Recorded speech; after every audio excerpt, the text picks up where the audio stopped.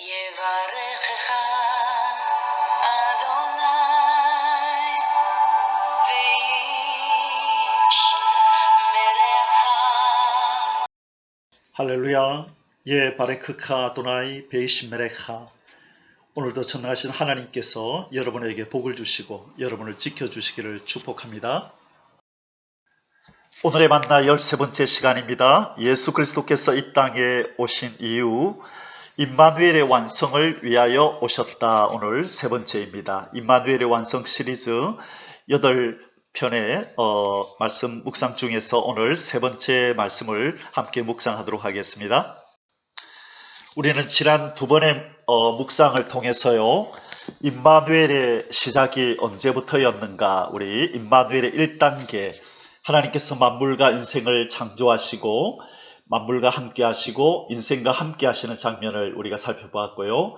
지난 2단계에서는요, 하나님이 인생과 만물과 함께 하시던 그 임마누엘이 어떻게 파기되었는지, 그 파기된 이유가 바로 하나님께서 인간들에게 명한 첫 번째 율법인, 첫 번째 법인 선악과를 따먹지 말라, 이 내 말에 순종하면, 온전히 순종하면 너희가 의로움을 얻고 영원한 의로운 나의 백성이 될 것이다. 그러나 내 이 법을 어기면 너희들은 정령이 죽으리라 라는 이 선악과에 대한 사건, 이것으로 말미암아 이 아담과 하와가 이 하나님의 법을 어김으로 말미암아 임마누엘의 관계가 깨어지고 파기되었다라고 말씀드렸습니다. 오늘은 세 번째 단계로 이렇게 깨어진 하나님과 인간과의 임마누엘을 이제 회복하시기 위해서 하나님이 이 인간을 찾아오시는 이제 내용들을 살펴볼 것입니다. 어떻게 하나님이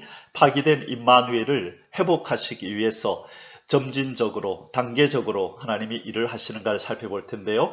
바로 그 시작이 하나님의 거룩하고 의롭고 선한 말씀, 율법의 말씀을 죄인들에게 주셨다는 것입니다. 바로 이 율법의 말씀, 우리가 잘 아는 바와 같이 시내산에서 모세에게 이스라엘 백성을 향하여 주신 이 율법을 주셨다는 것이 무슨 의미가 있는지, 이것이 복음과 어떠한 관계가 있으며 임마누엘을 회복하시고자 하시는 하나님의 계획에서 어떤 위치를 차지하고 어떤 의미를 갖는지를 우리가 오늘 한번 살펴보도록 하겠습니다. 오늘의 본문 말씀은 로마서 7장 12절입니다. 이로보건대 율법은 거룩하고 계명도 거룩하고 의로우며 선하도다. 마태복음 1장 13절, 보라 처녀가 잉태하여 아들을 낳을 것이요 그의 이름은 임마누엘이라 하리라 하셨으니 이를 번역한즉 하나님이 우리와 함께 계시다 함이라. 요한계시록 한 군데 더 보겠습니다. 계시록 21장 3절에서 4절, 내가 들으니 보좌에서 큰 음성이 나서 이르되 보라 하나님의 장막이 사람들과 함께 있음에 하나님이 그들과 함께 계시리니 그들은 하나님의 백성이 되고 하나님은 친히 그들과 함께 계셔서 모든 눈물을 그 눈에서 닦아주시니 다시는 사망이 없고 애통하는 것이나 곡하는 것이나 아픈 것이 다시 있지 아니하리니 처음 것들이 다 지나갔음이로라. 아멘. 임마누엘의 완성에 가면 하나님의 장막이 사람들과 다시 임마누엘로 함께 하시고, 이 죄로 말미암아 파기된 임마누엘로 말미암아 이 인간과 만물에게 찾아온 이 모든 눈물, 탄식, 사망, 애통, 곡하는 것, 이 아픈 것, 질병들 모든 것 다 제하여 주셔서 원래대로 임마누엘이 회복되리라는 이 본문의 말씀입니다. 임마누엘의 회복의 시작은 하나님께서 말씀을 가지고 우리 인간에게 찾아오신 율법의 말씀으로 인간을 찾아오신 것이 바로 임마누엘 회복의 시작이라 저는 그렇게 생각합니다. 율법의 말씀으로 인간을 찾아오셨다. 이 율법이 무엇인가? 바로 하나님의 백성의 행동, 규례, 행동, 법칙. 하나님께서 내 백성은 나의 의로운 백성, 거룩한 나의 백성이 될 자들은 이렇게 행동하며 살아야 한다라는 것을 규정해 놓으신 이 규례이지요. 그것이 우리 출애굽기 19장, 20장에 보면 하나님께서 시내산으로 모세를 불러 올려서 이 율법의 말씀을 자기 백성으로 선택한 이스라엘 백성에게 전하라고 그렇게 율법을 수여하는 장면이 나타납니다. 바로 여기서부터 임마누엘의 시작이 저는 이제 나타났다라고 생각하는 것입니다. 율법을 주심이 무슨 의미입니까? 죄인들아, 너희들이 왜 나와 임마누엘의 관계가 깨어졌는 줄 아느냐? 바로 나의 이 거룩한, 나의 이 선하고 의로운 이 내가 원하는 이 기준을 너희들이 이루지 못하고 이걸 깨버렸기 때문에 너희들은 나와 임마누엘이 파괴된 거란다. 다시 너희들이 나와 임마누엘을 회복하려면 이 행동 규범, 내가 율법이라는 것으로 너희들한테 줄 텐데 이것을 너희들의 심령에 새겨야 한다.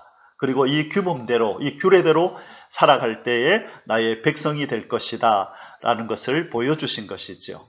자, 우리 이제 이 율법 이야기를 이제 좀 앞으로 한번 해보도록 하겠습니다. 사랑하는 성도 여러분, 이 율법 그러면 우리 여러분들에게는 어떤 이미지로 다가오십니까? 좋은 것이다 라고 긍정적으로 다가오시나요? 아니면 왠지 율법 이러면 좀 부정적으로 이 복음에 반대되는 것으로 이런 부정적인 이미지로 다가오시나요? 대부분의 성도들에게는 이 율법이라는 것이 긍정적이기보다는 부정적인 이미지로 이렇게 각인되어 있을 것입니다. 저 또한 오랫동안 그렇게 제 머릿속에 이 율법 그러면 좀 부정적인 이미지로 이렇게 담겨 있었습니다. 왜 그런가 하면 율법 그러면 제일 먼저 떠오르는 단어가요. 율법주의자다. 그럴 때 우리는 좋은 의미로 받아들이지 않죠. 저 사람은 너무 율법주의적이야. 이것은 좀 은혜롭지 못하고 포용적이지 못하고 곧대로 하는 사람의 이 대명사가 바로 율법주의자. 그 대표적인 우리 사람들이 바리새인이었죠. 그래서 율법 그러면 율법주의가 떠오르고 바리새인이 떠오르고 또 율법은 우리를 정죄하는 것. 너는 죄인이야 라고 하는 의미로 이렇게 그런 용도로 우리에게 쓰이기 때문입니다. 또 이 사도 바울의 말씀 속에 이 복음에 반대되는 것으로 이 율법은 의문에 속한 것이다 이런 표현이 있어서 또 부정적으로 다가오고요. 이 율법은 몽학 선생이지 우리를 구원으로 인도하는 그 주체가 되지 못한다. 단지 우리를 예수 그리스도를 이렇게 만날 수 있도록 우리를 그분의 그분의 앞에까지 인도하는 역할만 할 뿐이지 이것 자체가 우리에게 구원을 주지 못한다.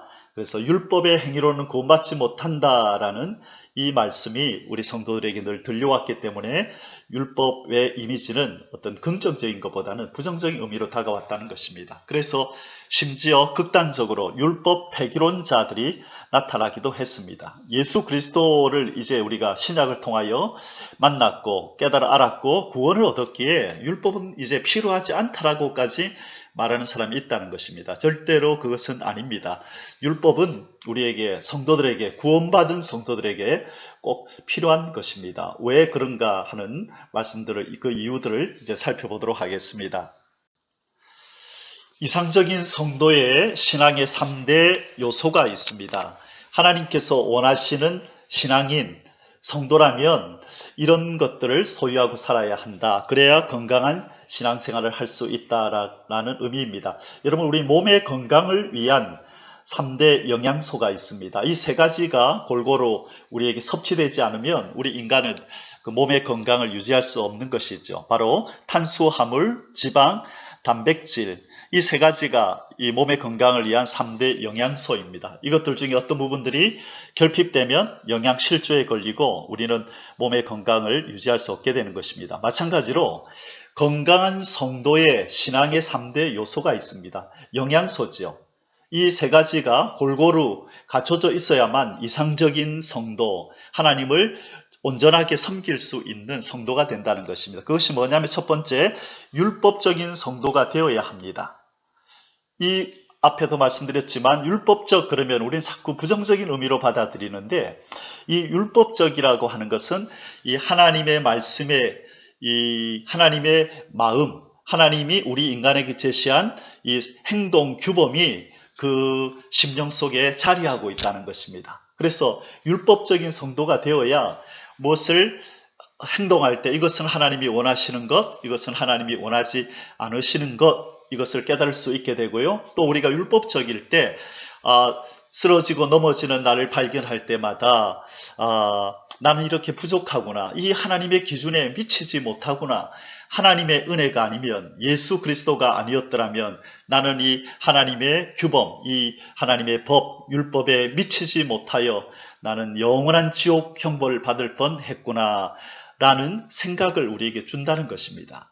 바로 예수 그리스도를 만났다고 해서 율법의 중요성, 율법에 대한 개념을 지워버리면 내가 부족한 것, 하나님의 은혜가 필요하고 예수 그리스도의 구원이 필요하다는 것을 우리는 깊이 생각할 수 없게 된다는 것입니다. 그래서 우리가 예수 그리스도를 이제 믿고 있는 단계에 이르렀음에도 불구하고 이 율법적인 그런 마음이 항상 있어야 된다는 것이죠. 다시 말해 하나님의 법이 무엇인지, 내가 행동하는 것이 하나님의 법에 저촉되지는 않는지, 옳게 행하였는지라는 기준을 분명히 가지고 나의 부족함을 날마다 깨달아야 된다는 것입니다. 두 번째가 복음적인 그리스도인입니다. 예수 그리스도가 누구신지, 예수 그리스도가 나를 위해서 해주신 일이 무엇인지, 바로 율법의 저주 아래 있던 나를 위하여 예수 그리스도께서 흠없이 이 땅에 죄 없이 오셔서 33년 동안 죄 없는 삶을 사시고 십자가에서 살을 찢고 피 흘려 죽으셨음이 무엇을 의미하는지에 대한 이 복음적인 이 지식이 분명하게 늘 자리하고 있어야 된다는 것입니다. 그래서 우리가 쓰러지고 넘어지고 죄 가운데 들어갈지라도 이 율법으로 말미암아 내가 정죄함을 받는 것처럼 느껴질지라도 이 복음적인 지식이 있기 때문에 그것을 이길 수 있는 것입니다. 그래서 에베소서 6장에서 그것을 구원의 투구를 쓰라, 의의 흉배를 붙여라, 우리가 구원을 어떻게 받는지, 우리가 어떻게 의로워졌는지 그 진리를 가지고 머리를 보호하고 심장을 보호하라는 말씀으로 그렇게 적용되기도 하였습니다. 그리고 세 번째가 무엇입니까? 종말론적인 신앙을 소유해야 건강한 성도가 될 수 있다는 것입니다. 이 현세, 이 땅의 삶에만 우리의 생각이 매여 있으면 안 된다는 것입니다. 자칫 유혹될 수 있고 또 현혹되어서 이 땅을 사랑하고 세상의 것들을 사랑할 수 있다는 것입니다. 그래서 종말론적인 신앙, 나는 이 땅을 지나는 나그네요, 행인이요, 순례자다, 내가 갈 곳이 있다, 우리 하나님께서 나를 위하여 예비하신 나라가 있고 이제 우리 주님께서 나를 데리러 이 땅에 다시 오실 것이라는 이 종말론적 신앙이 굳건히 우리의 신앙의 기초에 놓일 때에 우리는 건강한 신앙생활을 할 수 있다는 것입니다. 그래서 우리 건강한 성도들은 이 세 가지를 꼭 소유하고 있고 균형을 이루고 있어야 된다는 것입니다. 율법적으로 하나님의 율법의 말씀이 심령에 있어서 내 행동 규범이 되고, 그리고 복음적인 지식이 있어서 예수 그리스도가 누군지를 바로 알고, 그리고 내가 갈 곳, 이제 곧 주님을 만나게 될 것, 이 부분에 대한 이 소망과 희망이 있어야만 우리는 건강한 그리스도인, 하나님이 원하시는 이상적인 성도의 삶을 살 수 있다는 것입니다. 율법은 천훈이다. 누가 목사님 율법이 무엇입니까? 물으면 저는 이렇게 말합니다. 율법은 천훈입니다. 하늘의 가르침입니다. 사랑하는 성도 여러분, 우리가 잘 아는 바와 같이 학교에는 교훈이 있죠. 이 학교에 우리 교장 선생님이 특별히 나는 이것을 핵심 가치로 여긴다라는 어떤 생각을 반영하여 이 학교의 교훈을 이렇게 정합니다. 그리고 집에는 가훈이 있죠. 그 집에 가장이신 또 아버지나 또 어머니 또 가족들이 함께 합의하여서 우리는 이것을 제일 중요시 여기자라고 정하며 살아가는 것이죠. 여기 보니까 가훈, 오늘 걷지 않으면 내일은 뛰어야 한다. 그래서 하루하루를 최선을 다하여 살자라는 의미로 이 가정은 가훈을 정했네요. 자, 이것처럼 학교에는 교훈이 있고 집안에는 가훈이 있고 또 회사에는 사훈이 있듯이 하늘에는 천훈이 있습니다. 하나님께서 원하는, 우리 하나님 아버지가 원하는 이 하나님 나라의 백성들, 하나님 나라의 이 자녀들에게 너희들은 이렇게 살아라라고 가르쳐 주시는 것이 바로 이 율법입니다. 그래서 이 율법의 정신을 우리가 잘 묵상하고 날마다 새겨야만 우리 하나님 아버지께서 원하시는 삶을 살아갈 수 있고, 또 우리가 행동했을 때 이것이 하나님의 말씀, 하늘의 가르침에 맞는지 틀리는지를 분명하게 알 수 있다는 것이죠. 그래서 하나님께서 천훈으로 주신 이 율법의 말씀을 우리가 늘 마음에 새기고 묵상하고 있어야 한다는 것입니다. 자, 그러면 서론에서 말씀드렸던 것처럼 이 율법의 행위로는 구원받지 못한다라는 우리 이 말씀이 우리의 귀에 늘 이렇게 들려왔고 마음에 새겨져 있습니다. 그래서 우리가 율법을 생각할 때 부정적인 의미로 그렇게 생각한다 그랬어요. 율법 그것 우리를 구원하지도 못하는데 뭐라고 하면서 이 율법의 중요성을 폄하하거나 가소평가하는 일이 있다는 것이죠. 이유가 뭐라고요? 인간은 지킬 수 없다. 그래서 우리는 이 율법으로는 구원받지 못한다. 그렇다는 것입니다. 자, 그러면 이 율법의 행위로 구원받지 못한다는 것이 무슨 의미냐? 바로 인간은 율법을 지킬 수 없다는 것입니다. 그러면 인간이 율법을 지킬 수 없다는 의미는 또 무엇인가? 그것은 바로 율법이 요구하는 이 두 가지를 인간은 행할 수 없다는 것입니다. 바로 이 율법을 지킨다고 하는 것은 바로 이 율법의 요구 두 가지를 우리가 만족시킨다는 것입니다. 자, 로마서 3장 20절에 그러므로 율법의 행위로 그의 앞에 의롭다 하심을 얻을 육체가 없나니 율법으로는 죄를 깨달음이니라. 여러분, 아담의 범죄 이후에 이 죄인의 피를 받고 태어난 우리 인간들은 더 이상 선을 행할 능력이 없습니다. 거룩하게 살 능력이 없습니다. 왜 그러냐 하면 이 죄인의 피를 받아서 원죄를 가지고 나기 때문에 하나님의 거룩하고 의롭고 선한 이 하나님의 법, 이 규례인 율법을 지킬 능력이 없다는 것입니다. 그래서 예수 그리스도가 아니면 그 어떤 인간도 이 율법을 가지고 온전히 지켜서 의를 획득할 수가 없다는 것입니다. 자, 그런 면에서 이 율법은 우리에게 구원을 주지 못한다는 것입니다. 자, 그러면 이제 앞으로 이 율법의 두 가지 요구가 무엇인가? 우리 율법 얘기를 조금 더 깊이 한번 들어가 보도록 하겠습니다. 자, 그러면 율법의 두 가지 요구란 무엇인가에 대해서 우리가 좀 말씀을 상고하겠습니다. 첫째, 이 율법의 요구 두 가지 중에 첫 번째는 죄값 사망을 내놓아라 이거요. 두 번째는 율법을 지켜 의를 획득하라입니다.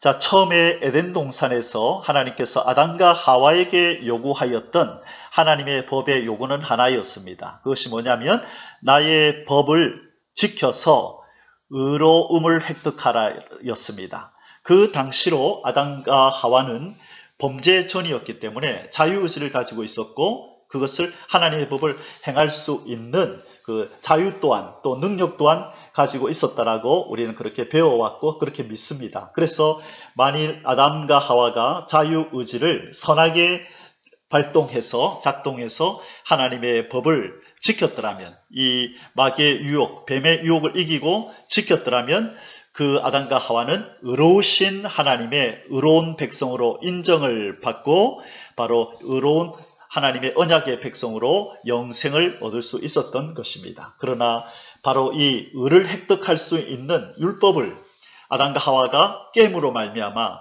이 죄를 뒤집어쓰고 죄인이라는 이 명패를 달고 하나님의 거룩한 임재 앞에서 그 임마누엘의 그 복 가운데서 이렇게 떨어져 나오게 된 것이죠. 그래서 처음에는 율법을 지켜 의를 획득하라는 요구만 이 율법 하나님의 법이 요구했지만 그러나 율법을 어겨서 죄를 뒤집어 쓴 인간에게는 하나님께 나오려면 그의 죄의 대가 사망을 지불하라라는 요구가 하나 더 주어진 것입니다. 그래서 예수 그리스도 밖에 있는 인간들에게는 바로 율법의 요구가 두 가지가 되는 것입니다. 너희들이 하나님께로 나오려면 죄값 사망을 내놓고 율법을 온전히 지켜라. 그러면 너희들이 다시 내게로 돌아올 거다. 그러나 이것은 불가능한 일이죠. 인간의 생명이 하나밖에 없는데 사망 내어놓고 나면 어떻게 우리가 다시 하나님 앞으로 돌아갈 수 있겠습니까? 지옥으로 내려가야 하는데. 그리고 그 인간은 율법을 지킬 수 있는 능력이 없기 때문에 이 두 가지는 어떤 인간도 도저히 그 어떤 인간도 이것을 지켜낼 수가 없는 것입니다. 이 요구를 들어줄 수가 없는 것입니다. 그래서 성경은 이렇게 말씀하고 있는 것입니다. 로마서 8장 3절에서 4절 말씀입니다. 예수 그리스도를 통한 율법의 두 가지 요구 성취. 자, 인간의 힘으로 할 수 없기 때문에 우리 인간을 사랑하신 하나님께서 우리 언약을 파기하는 장면에서 우리가 살펴보았듯이 율법을 어기고 이 마귀에게 끌려가는 인간들을 향하여 끌려가거라. 내가 다시 너희들을 찾으러 가봐. 다시 너희들을 구하러 가마라고 이렇게 생각하셨던 우리 하나님께서 드디어 예수 그리스도를 이 땅에 보내셔서 인간이 성취할 수 없는, 이룰 수 없는 율법의 요구 두 가지를 인간을 대신하여, 인간을 위하여 예수 그리스도가 이 율법의 요구 두 가지를 이루심으로 말미암아, 이루게 하심으로 말미암아 그 공로를 우리 인간에게 전가시켜 주심으로 바로 우리가 인간이 율법의 요구를 다 이룬 것과 같은 상태를 만든 것입니다. 바로 로마서 8장 3절 4절 말씀이 이 진리를 우리에게 전해주고 있습니다.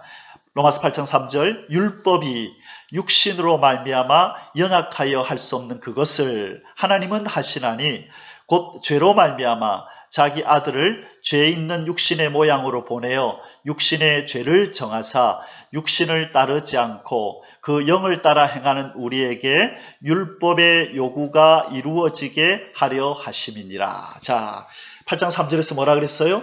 율법이 육신으로 말미암아 연약하여 할 수 없는 그것을 하나님은 하신다. 자, 율법이 육신으로 말미암아 인간에게 무엇을 할 수 없다고요? 인간이 연약해서 어떤 것을 요구할 수 없다는 거예요. 앞에서 말씀드렸던 죄값 사망 내놔라, 율법을 온전히 지켜라. 이것을 율법은 육신으로 말미암아 연약하게 할 수 없다는 것입니다. 그래서 하나님은 하신다. 어떻게? 곧 죄로 말미암아 자기 아들을 죄 있는 육신의 모양으로 보내어 육신의 죄를 정하사 육신을 따르지 않고 그 영을 따라 행하는 우리에게 율법의 요구가 이루어지게 하려 하심이니라.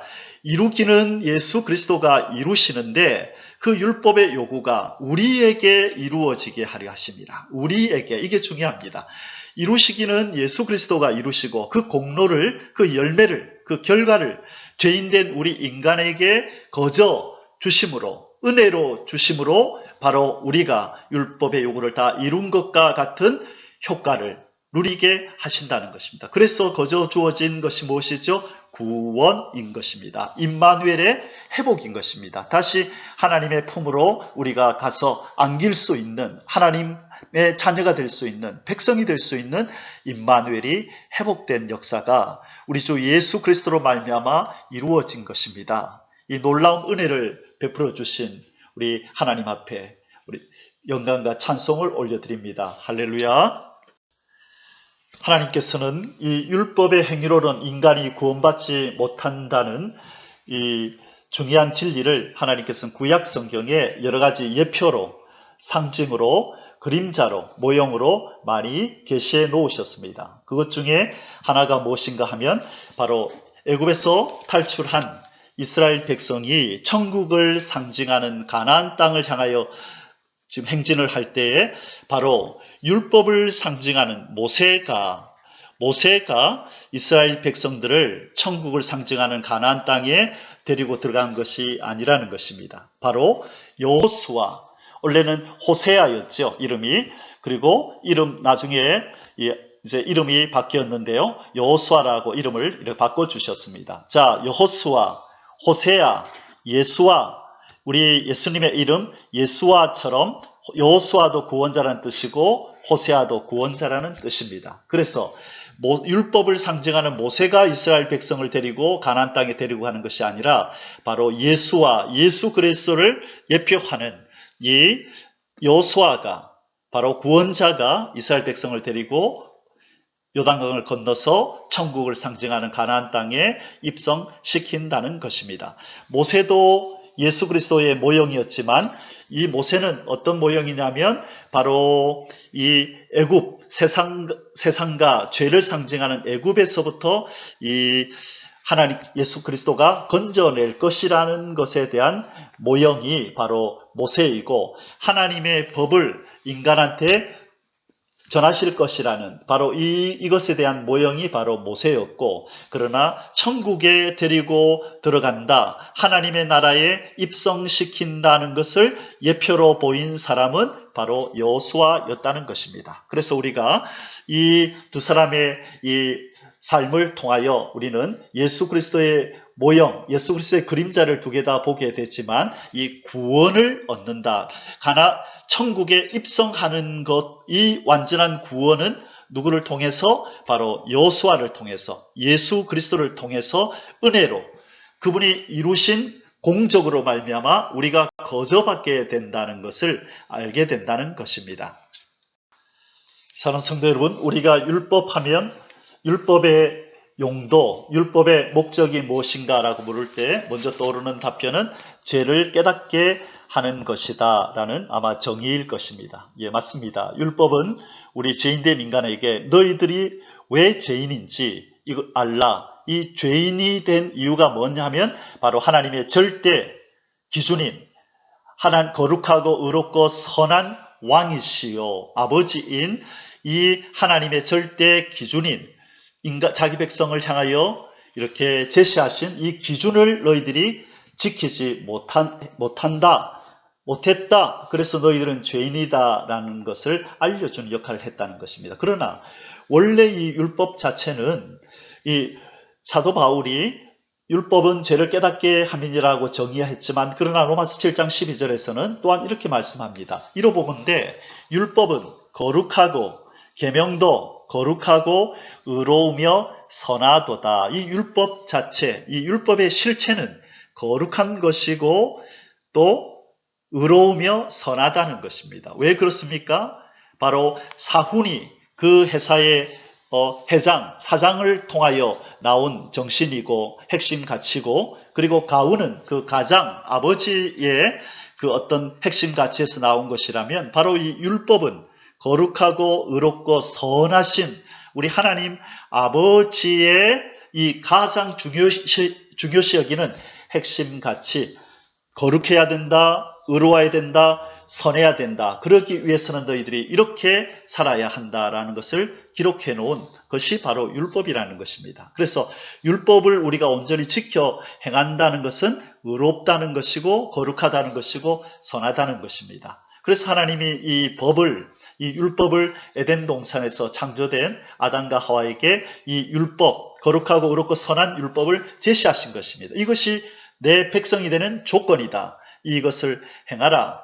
그게 무엇입니까? 선악과를 따먹지 말라. 이 말은 내 말에 순종하라. 순종이 곧 사랑이다. 내 말에 순종하는 것이 사랑이다. 너 내 백성 되려면 내 말에 온전히 순종하라. 나를 사랑하라. 이것이 바로 하나님께서 아담에게 주신 법이었던 것입니다. 우리가 예수님께서도 그렇게 정의해 주셨지만 이 율법이 무엇입니까? 하나님을 사랑하고 내 이웃을 내 몸같이 사랑하라. 하나님을 네 마음과 뜻과 정성을 다하여 사랑하고 내 이웃을 내 몸같이 사랑하라. 그것이 율법의 정신이었지요. 그것이 에덴 동산에서 아담에게 주어진 것입니다.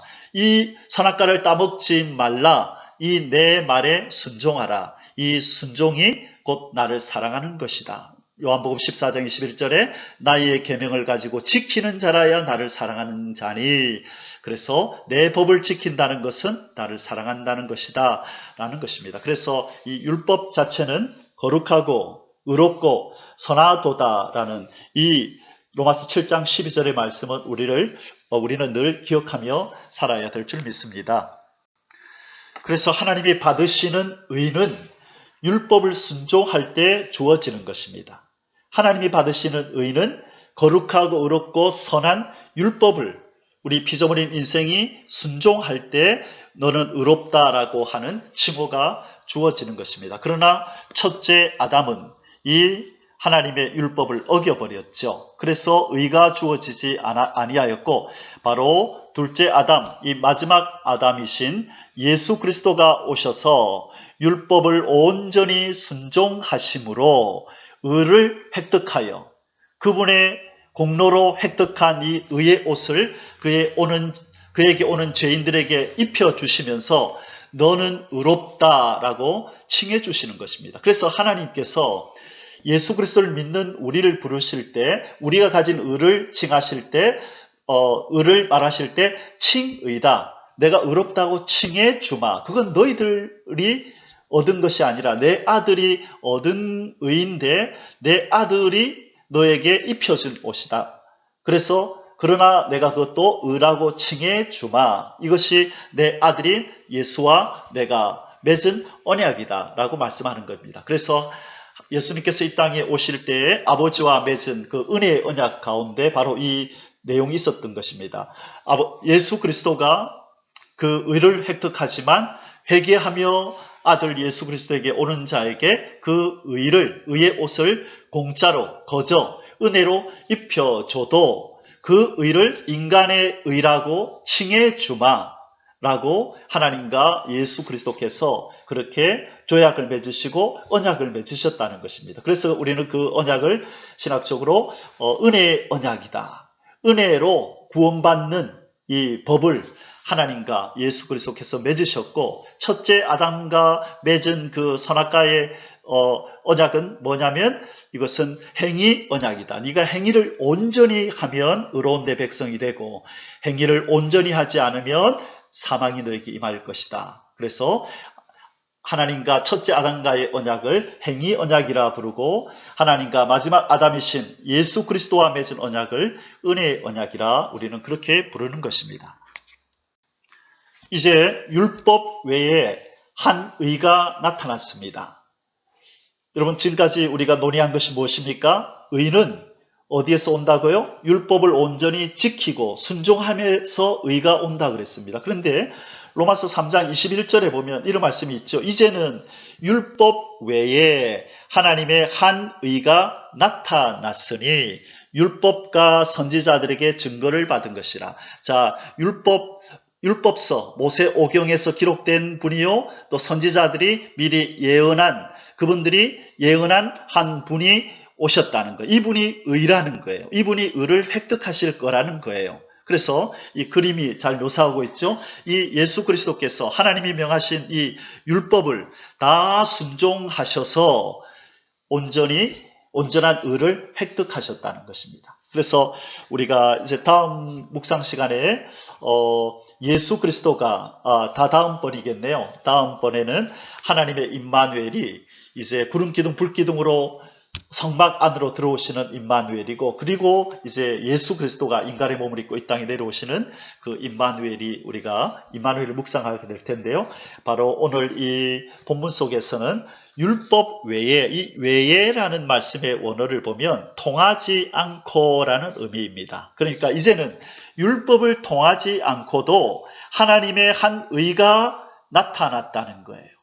그러니까 인간이 율법을 다 지켜야만 주어지는 의가 이제는 인간이 율법을 지키지 않아도 다른 통로로 다른 루트로 이 의가 우리 인간에게 올 수 있다는 거죠. 그것이 뭐냐 바로 예수 그리스도라는 의, 하나님의 영원한 의신, 하나님의 영원한 의신, 율법을 온전히 지켜서 의를 획득하신 예수 그리스도를 통하여 우리에게 의가 들어오는 어떤 방법이 통로가 하나 생겼다고 사도 바울은 로마서 3장 21절에서 말씀하고 있다는 것입니다. 할렐루야.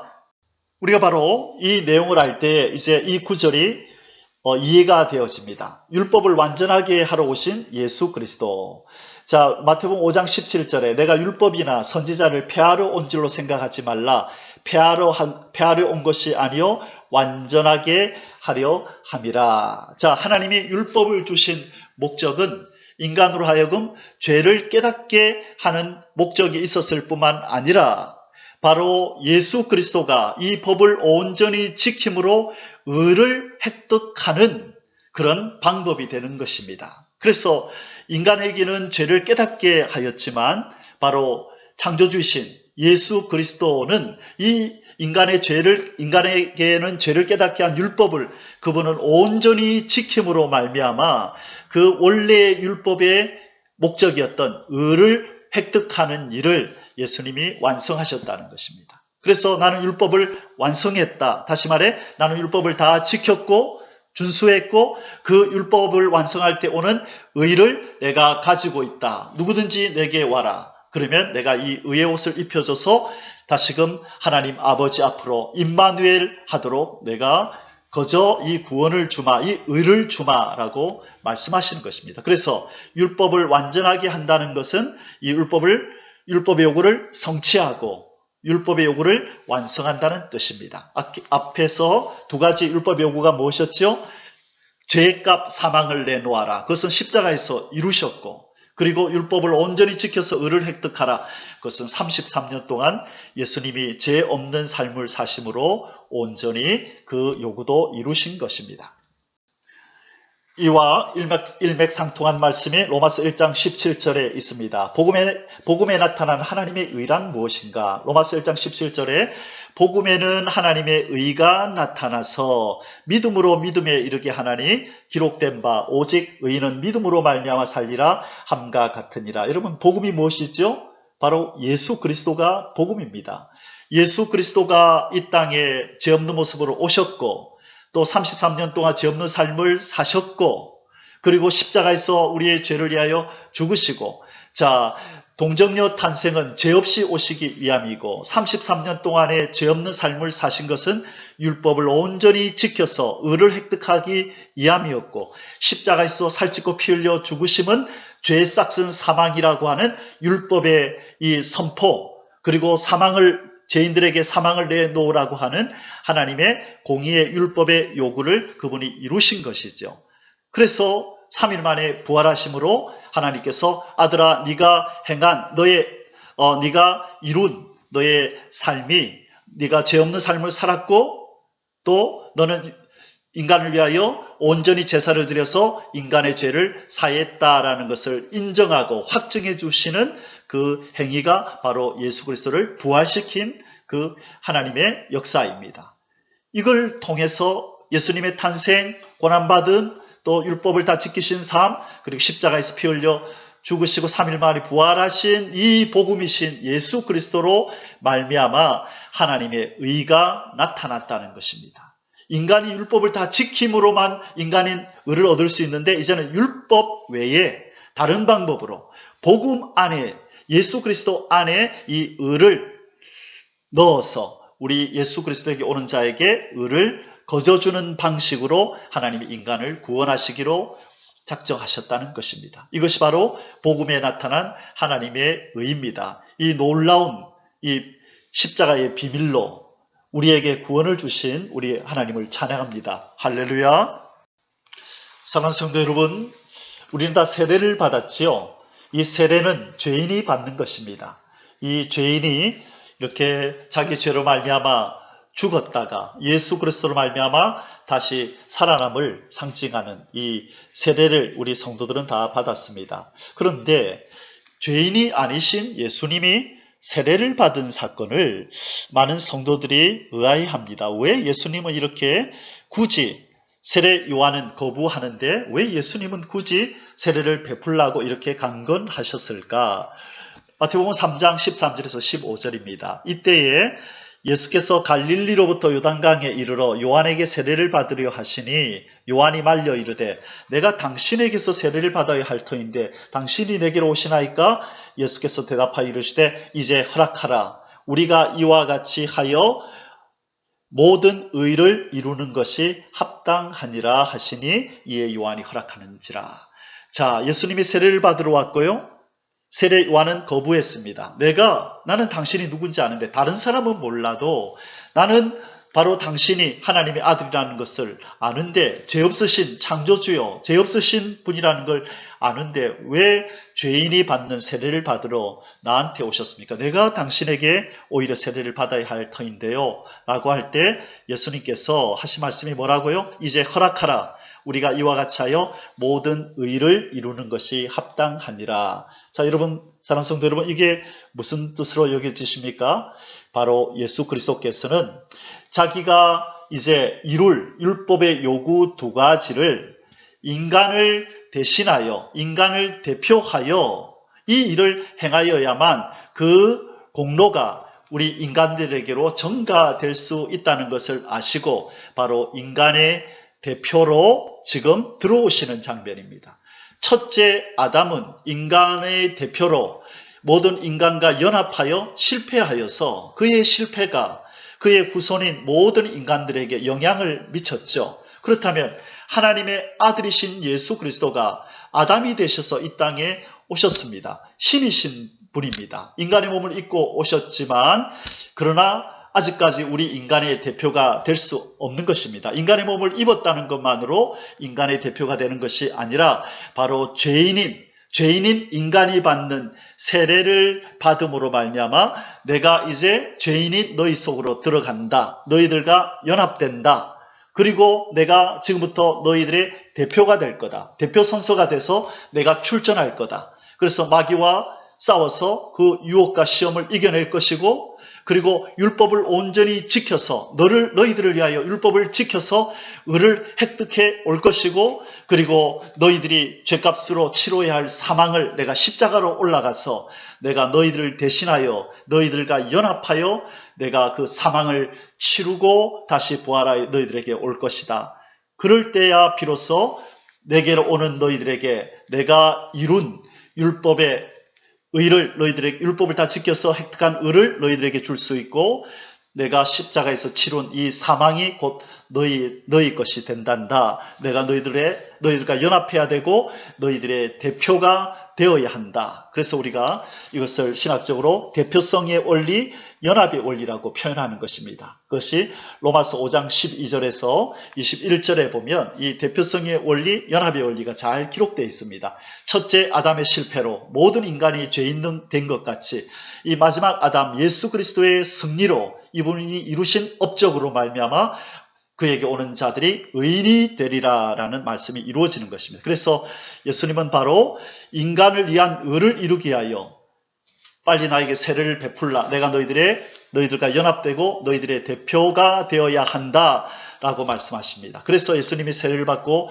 올라오실 때 하늘로부터 성령이 비둘같이 임하시고 이제 하나님의 음성이 들려오는 것입니다. 이제 인간의 대표가 되었고 그러자마자 바로 4장 1절에서 성령께서 예수 그리스도를 이렇게 인도하여 광야로 집어넣으신 것입니다. 마귀에게 시험을 받으라고. 무슨 뜻이죠?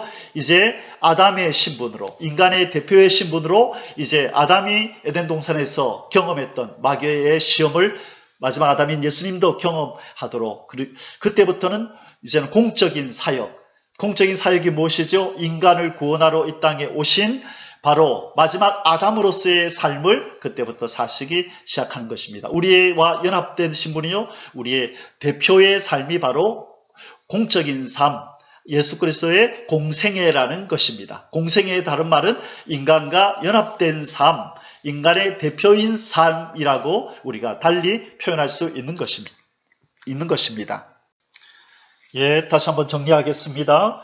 예수님의 공생애의 시작은 바로 죄인된 인간과 연합된 자의 삶이 시작되었다는 뜻이고요. 바로 죄인된 인간의 대표로서의 삶이 시작되었음을 의미합니다. 그래서 예수 그리스도가 죄인이 받는 세례를 받음으로 말미암아 이제 죄인된 인간과 연합되었다. 그리고 나는 너희들의 대표다라는 이 대표성을 바로 지금 선포하고 계시는 것입니다. 그래서 이분이 지금 대표 선수로 출전하셨습니다. 그래서 우리 월드컵 대표 선수 11명이 뛰어서 4강에 들면 우리 대한민국이 4강에 든 것이 되는 것처럼 우리의 대표 선수이신 예수 그리스도께서 마귀를 이기면 우리가 이긴 것이고, 예수 그리스도가 죄 없는 삶을 사시면 우리가 산 것이고, 예수 그리스도가 십자가에서 죽으시면 내가 그리스도와 함께 십자가에 못 박혀 죽었나니, 바로 그 진리가 우리에게 적용되는 것이고, 그분이 3일 만에 부활하셨다는 것은 이제 새 생명을 얻고 다시 이제는 일어났다는 것을 의미하는데, 그 부활이 바로 우리의 부활이 되는 것입니다. 이 인간은 행할 수 없는 이 회복의 역사를 우리를 위하여 이루어 주신 예수 그리스도, 우리의 생명이시요 왕이신 주님을 찬양합니다. 할렐루야. 율법이냐 은혜냐, 우리 이런 표현을 많이 듣습니다. 구원이 율법이냐 율법으로냐 은혜로냐? 예, 당연히 은혜로입니다. 그렇다면 율법은 어떤 의미입니까? 은혜로 구원받음이 복음이라면 율법은 복음이 아닐까요? 아닙니다. 율법도 복음입니다. 왜 율법도 기쁜 소식이 되나요? 요한복음 1장 17절에 율법은 모세로 말미암아 주어진 것이요 은혜와 진리는 예수 그리스도로 말미암아 온 것이라. 자, 모세를 통하여 주어진 율법이 어떻게 복음이 됩니까? 바로 우리를 구원에 이르게 하기 위하여, 우리를 예수 그리스도께로 인도하기 위하여 율법이 우리로 하여금 우리의 현 상태, 현 존재, 우리가 죄인이라는 것을 깨닫게 했고, 그리고 이 예수 그리스도 구원자가 필요하다는 것을 우리에게 자각시켜 줬다는 것입니다. 바로 회개는 우리가 누구인지를, 우리가 죄인이라는 것을 깨닫는 데서부터 바로 회개가 일어나는 것이고, 그 회개가 있어야만 구원자에게 나아가서 구원을 달라고 그분 앞에 우리가 엎드릴 수 있는 것이죠. 그 구원자의 필요성을 알게 되는 것이죠. 그래서 이 율법이 바로 죄를 깨닫게 하지 않았더라면 우리는 이 복음인 예수 그리스도를 영접할 수 없는 것입니다. 그래서 이 율법도 이 복음이다라고 우리가 그렇게 말할 수 있는 것입니다. 어떤 한 사람이 자기가 행하는 일이 뭔지도 모르고 이렇게 죄를 범하고 악을 행하고 있습니다. 그 사람을 변화시켜서 개가천선시켜서 새로운 사람으로 바꾸려면 그 사람이 뭘 잘못하고 있는지, 그 사람이 행한 일 중에 무엇이 잘못되었는지를 먼저 알게 해야 그것이 변화의 시작이 되는 것입니다. 그러므로 하나님의 율법은 우리에게 우리가 뭘 잘못하고 있는지, 어떤 하나님의 기준을 만족시키지 못하는지를 우리에게 알게 해주심으로, 이래서 내가 죄인이구나, 이래서 나는 하나님의 저주를 받구나, 지옥으로 가게 되는구나 라는 걸 알게 해준다는 것입니다. 그래서 율법도 복음이다라고 우리는 그렇게 말해야 된다는 것입니다. 앞선 묵상에서 우리가 잠시 나눴던 말씀을 오늘 잠시 조금 더 언급하도록 하겠습니다. 율법이란 언약의 문이다. 우리가 율법 그러면 히브리어로 토라라는 이 단어를 쓰고요, 다트라는 이 단어를 씁니다. 우리가 보통 토라 그러면 모세오경 율법서를 우리가 토라라고 보통 이렇게 부르고요. 여기서 다트라고 하는 것은 법이라는 뜻입니다. 이것이 율법이라는 의미도 쓰이지만 이 법, 하나님의 이 법의 통치적인 어떤 통칭하는 이 단어가 이 다트입니다. 자, 그러면 이 다트가 무슨 뜻인지, 이스라엘 사람들은 이 다트를 어떤 의미로 받아들이는지에 대해서 앞선 오늘의 만나 묵상에서 말씀드렸습니다. 이 한자어와 마찬가지로 히브리어는 상형 문자라 그랬고, 이 알파벳 하나하나가 고유의 의미를 가지고 있다 그랬습니다. 그래서 이 다트의 이 녹색으로 쓴 이 다의 요 달렛 이 알파벳은 문을 의미하고, 이 다트의 이 두 번째 글자인 이 타우, 이거는 십자가. 원래 이 타우의 모습이 원래 그 모습은 바로 십자가의 모습이었다고 합니다. 그것이 이렇게 변형이 되어서 지금 타우의 모습을 하고 있는데요. 이것은 십자가라는 의미와 언약이라는 의미를 가지고 있는 이 알파벳입니다. 그래서 이 두 개, 다트, 이 법이라고 하는 이 다트는 이 상형 문자적인 의미를 합쳐보면요, 언약의 문이 된다는 것입니다. 그래서 율법을 완성했다는 또 다른 말은 언약의 문을 완성했다는 것입니다. 하나님의 법을 깼다는 말, 하나님의 법을 순종하지 못했다는 말은 언약의 문을 완성하지 못했다는 것이죠. 그 안으로 들어갈 수 없다는 것입니다. 그래서 첫째 아담이 주어진 하나님의 법, 이 다트, 언약의 문을 지키지 못함으로 언약의 하나님께로 나아가는 언약의 백성이 되는 그 단계에 이르지 못하였지만 마지막 아담이신 예수 그리스도께서 오셔서 이 언약의 문인 이 법, 이 율법을 온전히 성취하시고 완성하심으로 말미암아 그분이 언약의 문이 되셨다. 그렇게 말씀드렸습니다. 그래서 내가 곧 길이요 진리요 생명이니 나로 말미암지 않고는 아버지께로 올 자가 없다. 나는 양의 문이니 그렇게 예수님 당신을 문이라고 유일한 길이라고 그렇게 말씀하신 것이라고 앞선 우리 묵상에서 살펴보았습니다. 바로 예수님은 언약의 문이 되신 이유가 뭐라고요? 율법을 온전히 완성하시고 성취하셨기 때문이라는 것입니다. 할렐루야. 율법의 세 가지 구성 요소. 자, 우리가 잘 아는 바와 같이 율법은 613가지로 세분화되어 있습니다. 자, 그런데 이 613가지의 이 세부적인 율법을 이렇게 세 가지로 이렇게 구분할 수 있다는 것입니다. 그것이 첫 번째가 뭐냐면 제사법입니다. 제사를 드릴 때는 이렇게 해라. 소를 잡을 때는 이렇게 하고 양을 잡을 때 이렇게 하고 또 비둘기를 잡을 때는 이렇게 해라 라는 그리고 또 절기를 지킬 때는 이렇게 해라 저렇게 해라 또 하나님 앞에 그래서 제사에 관계된 어떤 규칙들 규례들을 기록해 놓은 내용들이 613가지 중에 있다는 것입니다. 그 다음에 시민법입니다. 시민법은 무엇이요? 430년 동안 애굽에서 종살이 하면서 애굽 사람들과 방불한 그런 삶을 살았던 이스라엘 백성들을 하나님이 모세를 통하여 출애굽시킨 이후에 이제 하나님의 거룩하고 의로운 백성으로 만들기 위하여 이제는 구분시키는 것입니다. 구별된 삶을 요구하시면서 이제 이방인들과 달리 이제 구별하는 내용들을 담아 놓은 것입니다. 그래서 이런 음식 먹지 말고 이런 음식 먹어라.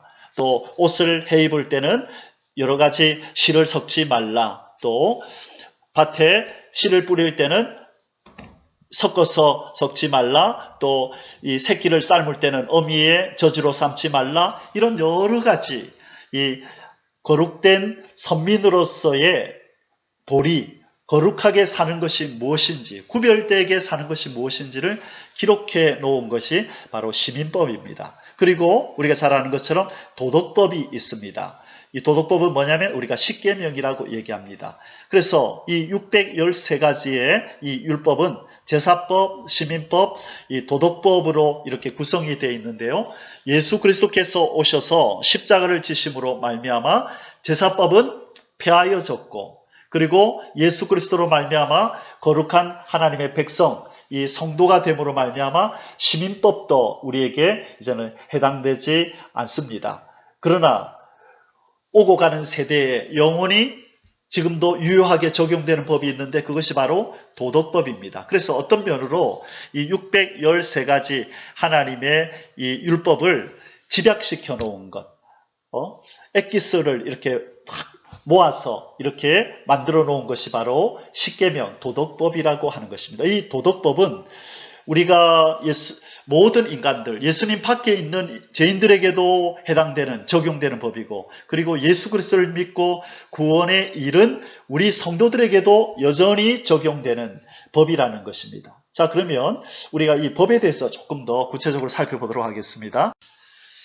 이 세 가지 율법의 요소, 제사법, 시민법, 도덕법 중에서 위에 두 가지, 제사법, 시민법은 이제 우리와 해당되지 않는 내용이라고 말씀드렸고요.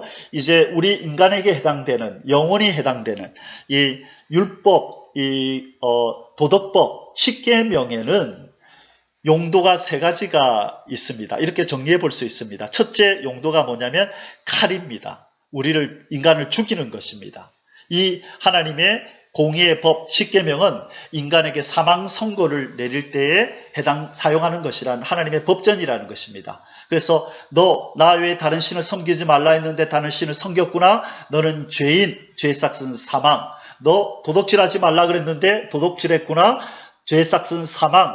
이렇게 칼로서 죄인인 인간에게 사망을 선고하는, 죽음을 선고하는 용도로 율법이 쓰인다는 것입니다. 로마서 6장 23절에 죄의 싹은 사망이요 하나님은 사는 그리스도 예수 안에 우리 주 안에 있는 영생인지라.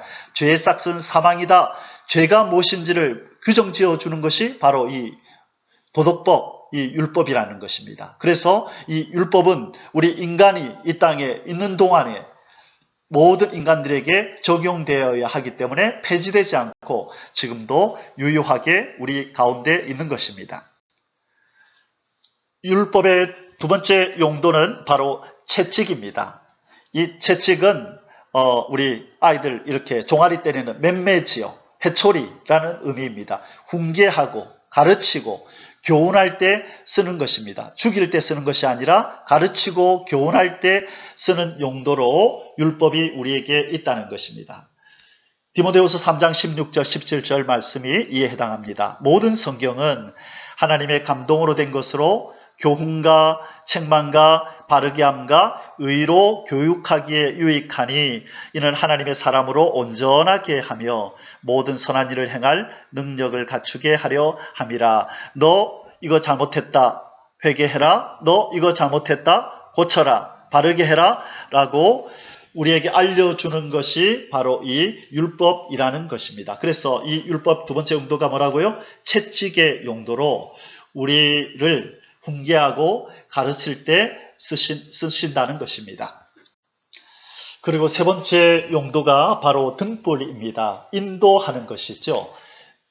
앞을 비춰주는 것입니다. 어떻게 가야 하는지를 인도해주고 지시하는 역할을 한다는 것입니다. 대표적인 구절이 시편 119편 105절의 말씀입니다. 주의 말씀은 내 발의 등이요 내 길의 빛이니이다. 이 죄로 가득한 이 어둠의 땅, 이 광야와 같은 이 길이 선명하지 않은, 길이 없는 이 광야 같은 세상을 지나는 동안에 어디로 가야, 어떻게 가야 하나님이 원하시는 진리의 길을 가게 되는지, 하나님이 기뻐하는 길을 걷게 되는지를 우리에게 밝히 선명하게 보여주는 그 등불의 역할을 하는 것이 바로 율법이라는 것입니다. 그래서 율법이 없다면 우리는 어떻게 살아야 하는지, 어떤 길로 걸어가야 하는지를 알 수가 없다는 것입니다. 그래서 바로 이 율법의 용도는 이렇게 유용하게 지금도 죄인들에게나 이제 예수 그리스도를 믿고 성도가 된 우리에게나 동일하게 이 율법은 필요하다는 것입니다. 그래서 율법 폐기론자들의 그 주장은 설득력이 없는 것입니다. 구원을 얻었기 때문에 율법이 필요 없다? 아니죠. 그때부터 오히려 더 필요한 것입니다. 이제 어떻게 살아야 하는가를 우리에게 알려주시고 잘못되었을 때 우리를 채찍으로 훈계해 주실 때 우리가 바른 길로 걸어갈 수 있는 것입니다. 궤도가 이탈하여서 잘못된 길로 가면 안 되죠. 그때마다 하나님의 말씀이 우리를 궤도 수정하도록 바른 길로 다시 원리치로 돌아오도록 우리를 인도하고 훈계하고 그리고 알려주는 것이 바로 이 율법이라는 것입니다. 자, 그러면 지금부터는 이 하나님의 임재와 율법과의 관계를 좀 같이 묵상하겠습니다. 하나님의 임재, 다시 말해 하나님과 임마누엘 하는 이 일과 율법과의 관계가 무엇인가? 하나님 앞에서 쫓겨난 우리가 다시 하나님과 임마누엘의 관계로 하나님의 거룩한 임재 안으로 들어가게 하는 일에 있어서 이 율법은 어떤 역할을 하며 어떤 목적으로 쓰이게 되는가? 이 둘의 연관관계는 무엇인가를 우리가 한번 살펴보겠습니다. 바로 율법은 죄를 깨닫게 하여 구원자를 영접하게 하는 목적을 가지고 있고 그런 용도로 쓰입니다. 우리가 구원자이신 예수님께로 가까이 가고 그분하고 임마누엘 하게 하기 위해서 율법이 필요한 것이고 바로 이 율법이 우리에게 죄를 깨닫게 함으로 이것을 가능하게 한다는 것입니다. 로마서 3장 20절에 그러므로 율법의 행위로 그 앞에 의롭다 하심을 얻을 육체가 없나니 율법으로는 죄를 깨달음이니라. 죄인아 너희들은 구원자가 필요해라고 우리에게 알려주는 역할이 바로 율법이라고 앞에서도 말씀드렸습니다. 그래서 이 단계가 있어야만 우리는 예수 그리스도와의 임마누엘 단계로 나아갈 수 있고, 예수 그리스도와 임마누엘 한 자가 성령을 받을 수가 있고, 성령과 임마누엘 한 자가 장차 영원한 천국에 들어가서 아버지 하나님과 영원히 임마누엘 하게 된다는 것입니다.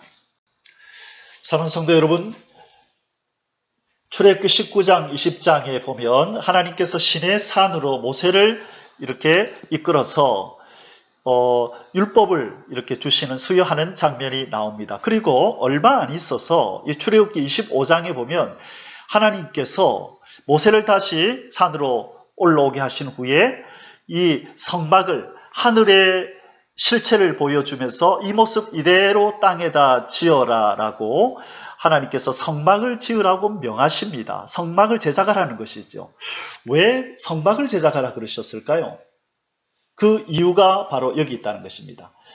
율법을 범하여 죄를 지었을 때 용서받는 방법이 바로 이 성막에서 행해지는 바로 제사제도라는 것입니다. 그리고 이 제사를 통해서 자기 죄가 용서된 자만이 저 성막 끝에 계신 지성소 안에 계신 거룩한 하나님께로 나아갈 수 있다라는 것을 보여주시는 것입니다. 그러므로 하나님께서 출애굽기 19장 20장에서 이스라엘 백성들에게 율법을 주신 이후에 그들이 그 율법을 다 지킬 것이라고 생각하고 지키는 것이 바로 그들에게 율법을 준 목적이었다면 바로 이 성막을 이렇게 주시지 않으셨을 것이라는 겁니다. 이 말은 무슨 말씀이냐면 하나님이 율법을 이스라엘 백성들한테 주면서 이렇게 생각했다는 것이에요. 얘들아, 너희들은 이 율법 못 지켜. 너희들은 율법을 못 지킨단다. 율법을 주는 이유는 너희들이 온전히 지켜서 구원받으라는 뜻이 아니라 너희들이 못 지킨다는 것을 깨달아라. 그러면 죄를 범하면 어떻게 하느냐? 바로 너희 이 죄가 용서되는 방법도 내가 알려줄게. 누군가가 죄를 지은 너희들을 대신하여 피 흘려 죽으면 죄가 용서되고 나에게로 오는 길이 열린단다라는 것을 알려주는 것입니다. 바로 이 성막에서 성막은 누구를 상징하죠? 예수 그리스도를 상징하죠. 바로 피 흘려 죽는 소와 양과 염소는 누구를 상징하죠? 예수 그리스도를 상징하는 겁니다. 그래서 하나님께서 모세에게 이 두 가지를 함께 알려준 것입니다. 얘들아, 율법을 통하여 죄를 깨닫고 너희들이 죄인이라는 걸 깨닫고 나면 이제 구원자가 필요하단다. 내 아들이 너희를 위하여 피 흘리러 올 것이다. 그 아들이 필요하단다. 이것도 알아야 된다. 그가 오시면 바로 그가 오면 너희들이 영접해야 율법으로 말미암아 죄를 깨달은 너희가 죄 용서함을 받고 나에게로 올 수 있단다라는 것을 아울러 알려주시는 것입니다. 당시의 이스라엘 백성들은 왜 하나님이 성막 제도를 그들에게 주셨는지를 온전히 이해할 수 없었습니다. 그러나 우리는 이제 신약이 우리에게 주어졌고 이 구약을 해석해 놓은 바로 신약의 말씀이 우리에게 있기 때문에 이 구약과 신약의 진리의 빛 안에서 진리의 조명 아래서 우리는 하나님의 의도를 이제는 깨달아 알게 된 것이죠. 율법을 주신 이유는 죄를 깨닫게 함이요. 성막에서 제사제도를 주신 이유는 바로 예수 그리스도가 너희들에게 필요하다라는 것을 알려주기 위해서 우리에게 계시하신 내용이라는 것입니다. 그래서 율법을 주신 후에 성막 제작을 명하신 이유가 무엇인가에 대한 대답으로 우리가 이렇게 대답할 수 있겠습니다.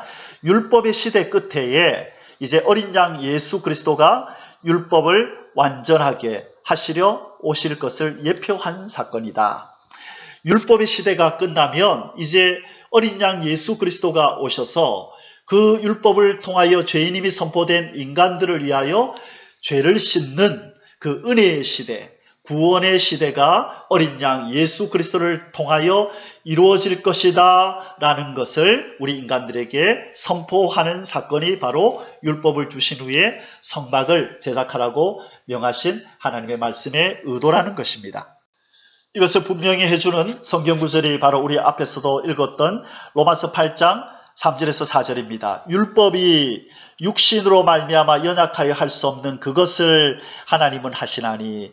여러분, 모세를 통하여 율법을 주신 이유는 인간이 율법을 온전히 지키라고 준 것이 아니라 너희들이 얼마나 이 율법을 지킬 수 없는 나의 기준에 미치지 못하는 죄인인지를 깨달아라 라고 주셨다는 것입니다. 그러나 우리 인간은 이제 그 율법을 지킬 때 오는 의를 가져야만 의인이 되는데 이것은 우리 인간이 할 수 없기 때문에 하나님께서 그 아들을 통하여 하나님이 이 일을 이루신다는 것이에요. 그래서 로마서 8장 3절 뒷부분에 하나님은 하시나니 곧 죄로 말미암아 자기 아들을 죄 있는 육신의 모양으로 보내어 육신의 죄를 정하사 육신을 따르지 않고 그 영을 따라 행하는 우리에게 율법의 요구가 이루어지게 하려 하심이니라. 바로 율법을 완성하러 오신 예수 그리스도에 대해서 이렇게 말씀하고 있습니다. 왜 오셨는가? 바로 율법을 통하여 죄인된 인간들을 예수 그리스도가 율법을 완성하심으로 구원을 주시기 위하여 오셨다. 그래서 바로 이 예수 그리스도의 십자가의 자리에 앞에는 뭐가 있었죠? 성막이 있었죠. 그래서 바로 그 성막이 예수 그리스도가 오셔서 십자가의 제사를 드릴 것을 바로 보여주신 것이다. 우리는 그렇게 이렇게 정리할 수 있겠습니다. 하나님의 임재와 율법과의 관계, 신자들 속에 새겨져 하나님의 백성의 삶의 규범이 되어야 한다. 여러분, 하나님이 율법을 주신 이유는 장차 예수 그리스도를 통하여 구원을 얻은 백성들이 성령의 도우심과 역사로 말미암아 하나님의 이 기준인, 하나님의 거룩하고 의롭고 선한 기준인 이 법을 행동 규범으로, 규칙으로 우리 성도들의 심령에 새겨 넣도록 하시기 위하여 성령께서 이 땅에 오실 것을 그렇게 말씀하고 있는 것입니다. 자, 신자들 속에 새겨 넣겠다는 것입니다. 그래서 율법을 주셨고요. 처음에 죄인된 인간에게는 죄인됨을 깨달으라고 주셨고, 그리고 예수 그리스도 안에 온 자들에게는 이제 너희들의 삶의 규범이다. 이것을 너희들의 신비에다가 새겨라. 이제는 돌비에 새겼던 구약대가 아니라 이제는 너희들의 신비에다가 새겨서 영원히 변하지 않는 나의 백성의 기준을 너희들이 간직하고 있어라 라는 의미로 이 율법이 우리에게 주어졌다는 것입니다. 신명기 6장 1절에서 3절에 이 말씀이 이렇게 기록되어 있습니다. 이는 곧 너희 하나님 여호와께서 너희에게 가르치라고 명하신 명령과 규례와 법도라. 너희가 건너가서 차지할 땅에서 행할 것이니 곧 너와 내 아들과 내 손자들이 평생에 내 하나님 여호와를 경외하며 내가 너희에게 명한 그 모든 규례와 명령을 지키게 하기 위한 것이며 또 내 나를 장구하게 하기 위한 것이라. 이스라엘아, 듣고 삼가 그것을 행하라. 그리하면 내가 복을 받고 내 조상들의 하나님 여호와께서 내게 허락하신 같이 젖과 꿀이 흐르는 땅에서 내가 크게 번성하리라. 우리 신명기 6장은요, 쉐마 이스라엘, 들으라 이스라엘아 라는 바로 그 내용이죠. 하나님께서 내 백성아 들으라, 이 말씀대로 지켜 행해라 라고 이렇게 말씀하는 겁니다. 그러나 우리가 앞에서도 말씀했지만 예수 그리스도를 통하지 않고 성령님의 도우심을 통하지 않고 인간은 율법을 온전히 지킬 수가 없습니다. 지금 이 말씀은 뭐냐면 내 백성은 결국에는 이 말씀이 심령에 새겨져야만 한다라는 것을 가르치는 것이고, 그 일은 바로 예수 그리스도를 통하여 그리고 장차 예수 그리스도를 믿는 자들 속에 임할 성령님에 의해서 그 심령에 이 법이 온전히 새겨지고 바로 하나님의 이 명령이 온전히 성취될 것입니다. 아멘. 이 일에 대한 예언이 벌써 에레미야서 31장 31절에서 34절에 먼저 예언이 되어 있었습니다. 신자들 속에 내 백성들 가운데 내가 반드시 내 이 법을 새겨 넣을 거다. 출애굽 때와 같이 돌에다 새겨주지 않을 것이고 이제는 새 언약, 내 아들 예수 그리스도를 통하여 새 언약을 맺을 텐데, 새 언약의 백성들, 내 성도들에게는, 내 백성들에게는 이제는 내 말씀을 그들의 마음의 비석에다가, 마음의 그 신비에다가 바로 새길 것이라는 언약을, 약속을 예레미야 31장 31절에서 33절에 하셨습니다. 같이 한번 보겠습니다. 여호와의 말씀이니라. 보라, 날이 이르리니 내가 이스라엘 집과 유다 집에 새 언약을 맺으리라. 이 언약은 내가 그들의 조상들의 손을 잡고 애굽 땅에서 인도하여 내던 날에 맺은 언약과 같이 아니할 것은 내가 그들의 남편이 되었어도 그들이 내 언약을 깨뜨렸습니다. 여호와의 말씀이니라. 그러나 그날 후에 내가 이스라엘 집과 맺을 언약은 이러하니 곧 내가 나의 법을 그들의 속에 두며 그들의 마음에 기록하여 나는 그들의 하나님이 되고 그들은 내 백성이 될 것이라. 여호와의 말씀이니라. 아멘. 그 뒤에 보면 이제 계속해서 하나님이 말씀합니다. 그리고 나면 이제는 더 이상 너는 하나님을 알라, 하나님 말씀을 알라, 그렇게 이웃에게 말하지 않을 것이라고 말씀하셨습니다. 왜냐하면 각자가 다 하나님 말씀에 심령에 새겨져 있을 것이기 때문에 누가 가르치지 않아도 하나님의 법을 알고 규례와 또 삶의 방식을 알아서 그 말씀을 따라 살 것이라고 예언이 되어 있다는 것입니다. 바로 이것이 아브라함의 영적 후손들인 예수 그리스도를 통하여 하나님께 나올 성도들에게 하나님이 행하실 일을 미리 이렇게 말씀하고 계셨던 것입니다. 자, 율법이 왜 그렇게 중요하지요? 바로 하나님이 거하시는 곳에는 반드시 있어야 될 것이 두 가지가 있는데 그 중에 하나가 바로 하나님의 법이라는 것입니다. 하나님의 법이 있는 그곳에 그 법을 통하여 통치하시는 왕이 거하시는 것입니다. 우리 대한민국에는 뭐가 있죠? 바로 대한민국의 헌법이 있습니다. 그리고 그 헌법을 준수하는 백성들이, 국민들이 있는 것이죠. 그리고 나서 그 국민들과 백성을 다스리는 대통령이 있는 것입니다. 그래서 만왕의 왕이신 하나님께서 함께할 백성들에게는 반드시 있어야 될 것이 있는데 그게 바로 하나님의 통치 수단인, 하나님의 경영 수단인 이 법이 그 백성들 속에 반드시 있어야 된다는 것입니다. 그리고 한 가지가 무엇인가요? 바로 그 죄를 씻는 그 피가, 그 보혈이 묻어 있어야 된다는 것입니다. 그것을 잘 보여주는 내용이 바로 출애굽기 25장 22절입니다. 자, 같이 읽겠습니다. 거기서 내가 너와 만나고 속죄소 위, 곧 증거계 위에 있는 두 그룹 사이에서 내가 이스라엘 자손을 위하여 너에게 명령할 모든 일을 내게 이르리라. 자, 거기서 내가 너와 만날 거다. 아로나 대제사장아, 내가 거기서 너와 만날 거다. 거기서가 어디라고요? 바로 속죄소 위, 곧 증거계 위에 있는 두 그룹 사이에서 내가 너와 만날 거다. 인간을 만날 것이라는 겁니다. 두 가지가 있어야 됩니다. 자, 지금 하나님께서 말씀하시는 거기가 어디라고요? 속죄소 위라는 것입니다. 속죄소는 법궤의 뚜껑이지요. 그래서 이 속죄소 뚜껑 아래 법궤 이 안에는 뭐가 들었죠? 우리가 잘 아는 것처럼 아론의 쌍난 지팡이, 만나 항아리, 그리고 두 율법의 돌비가 들었던 것입니다. 그래서 하나님이 거하시는 곳은 반드시 하나님의 법이 있는 곳이어야 한다. 그리고 두 번째, 바로 그 속죄소 위에 이 율법을 깬 자들을 위하여 그 율법의 저주를 달래는 피가, 속죄하는 피가 묻어져 있는 곳이 바로 하나님이 구름 기둥 불기둥으로 임하여 계신 바로 속죄소 위인 것입니다.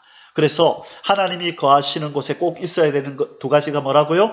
하나님의 율법, 하나님의 법, 그리고 그 법을 어긴 자들이 용서함을 받을 수 있는 그 생명을 상징하는 피가 묻어 있는 곳, 그곳에 하나님이 거하시고 이 두 가지가 반드시 있어야만 하나님이 거하시겠다는 것입니다. 자, 그러면 우리를 보시죠. 우리 성도들 속에 하나님이 계십니다. 성령님이 와 계십니다. 구약의 구름기둥 불기둥으로 이스라엘 진중에 계시던 하나님께서 우리의 심령을 성전 삼아 고린도전서 2장처럼 너희가 하나님의 성전인 것과 하나님의 성령이 너희 안에 거하시는 것을 알지 못하느냐? 우리가 바로 성막이 된 것입니다. 그러면 하나님이 계시는 곳에 두 가지가 있어야 되죠. 우리 심령에 하나님의 법이 새겨져 있어야 하고 바로 그 율법의 저주를 생명으로 이렇게 죗값을 치르신 예수 그리스도의 보혈이 우리에게 있어야 되는데 바로 그분이 예수 그리스도인 것입니다. 우리가 예수님을 영접할 때, 어린 양 예수 그리스도를 영접할 때 우리에게는 이 보혈이 우리 속에 함께 들어온 것입니다. 그래서 하나님의 거룩한 성령께서 우리 가운데 거하시고 우리 안이 바로 거기가 되는 것입니다. 거기서 내가 너와 만나고 바로 우리 심령이 속죄소가 되는 것이고 바로 율법이 있고 예수 그리스도의 보혈이 묻어있는 하나님이 거하시는 거기가 되는 것입니다. 할렐루야. 자, 잠시 다시 한번 복습합니다. 이 율법과 하나님의 임재와의 관계가 무엇인가? 자, 출애굽기 25장 우리 아까 22절을 읽었는데요. 21절 말씀 우리 같이 잠시 한번 보겠습니다. 속죄소를 궤 위에 얹고 내가 너에게 줄 증거판을 궤 속에 넣어라. 이 증거판이 뭐죠? 바로 십계명 두 돌판을 의미합니다. 그 궤 속에다가 넣으라. 거기서 자, 증거판이 들어있는 그 궤 위에서 내가 너와 만나고 그리고 속죄소이 곧 증거궤 위에 있는 두 그룹 사이에서 내가 너에게 명령할 모든 일을 너에게 이르리라. 자, 이 증거판이 궤 속에 들어있다는 것, 이것이 바로 하나님이 임재하시는 한 전제 조건이 된다는 것입니다. 그래서 우리가 하나님의 백성이 되고 영원히 하나님과 임마누엘 하기 위해서는 우리의 심령에 성전인 우리의 심령에 이 증거판을 새겨 넣어야 하는 것입니다. 그래서 율법은 지금도 우리에게 필요한 것이지 절대로 폐기해야 될 것이 아니라는 것입니다. 예, 좀 전에 진리를 그림으로 이렇게 한번 표현해 보았습니다. 바로 이 궤 안에는 두 돌판, 증거 돌판이 있고 그 다음에 그 속죄소 위에 벌겋게 피가 묻어 있죠. 이것은 그 송아지의 피, 또 염소의 피입니다. 바로 예수 그리스도의 피를 상징하죠. 이 위에 하나님이 구름기둥, 불기둥으로 임하셨다는 것은 바로 하나님의 법이 있고 예수 그리스도의 피가 묻어 있는 곳에 내가 있겠다라고 하시는 하나님의 말씀의 계시인 것입니다.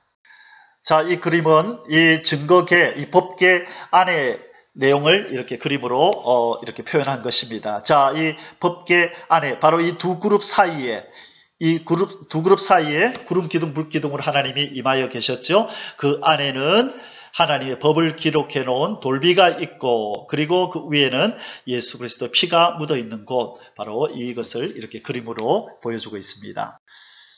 이런 관점에서 예수님께서 지금 제자들을 파송하시는 이 지상명령, 너희는 가서 모든 족속으로 제자를 삼으라는 이 말씀이 바로 이렇게 이해가 되는 것입니다.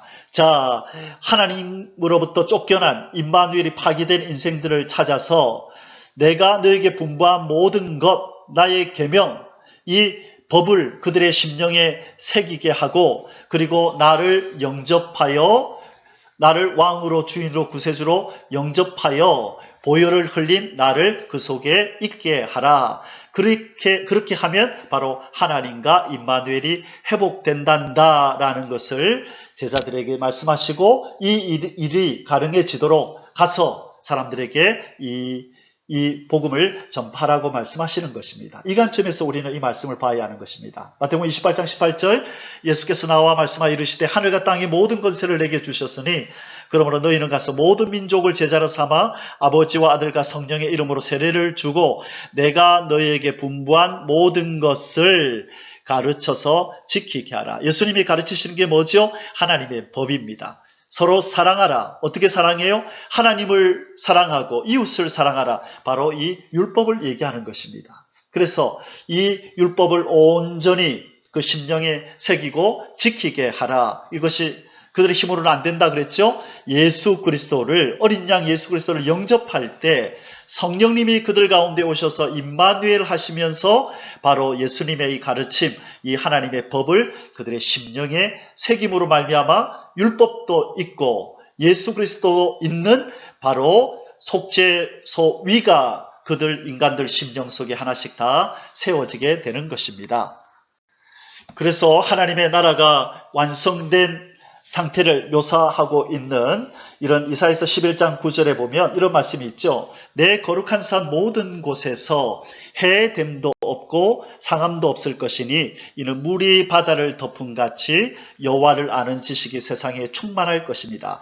하나님의 나라의 완성이란 바로 하나님을 아는 지식이 이 땅에 가득한다는 걸 의미하고 바로 하나님의 법이 이 땅을 가득 덮고 있을 것이다. 모든 인간들의 심령 속에 법이 새겨져 있을 것이다. 물이 바다를 가득 덮음같이 라고 이렇게 묘사하고 있는 것입니다. 또 하나님의 나라가 완성된 상태가 어떤 모습이라고 성경은 말씀하고 있나요? 하박국서 2장 14절에 물이 바다를 덮음 같이 여호와의 영광을 인정하는 것이 세상에 가득함이니라. 자, 언제 여호와의 영광을 인정하게 될까요? 하나님의 말씀, 하나님의 법이 우리 인간들의 심령에 온전히 새겨질 때 그 말씀을 통하여 우리는 하나님을 알게 되고 하나님의 거룩함, 위엄, 전지전능하심, 사랑과 자비, 온유하심, 이 모든 하나님의 영광스러움을 보게 되므로 바로 하나님께 영광 돌리는 일이 이 땅에 가득하게 된다는 것입니다. 천년왕국이 이루어질 때는 하나님을 아는 지식이 물이 바다를 덮음처럼 온 땅을 덮을 것이고 바로 그 지식으로 말미암아 하나님께 영광 돌리는 일이 온 땅에 충만하게 될 것임을 성경은 이렇게 예언하고 있는 것입니다. 자, 그러면 우리의 생명이신 예수 그리스도 안에 들어온 자들, 예수님과 연합된 자들이 받는 복을 우리 잠시 율법과 관련해서 잠시 한번 생각해 보겠습니다. 우리 앞에서 율법의 용도가 세 가지가 있다고 말씀드렸습니다. 첫째가 칼이었고요.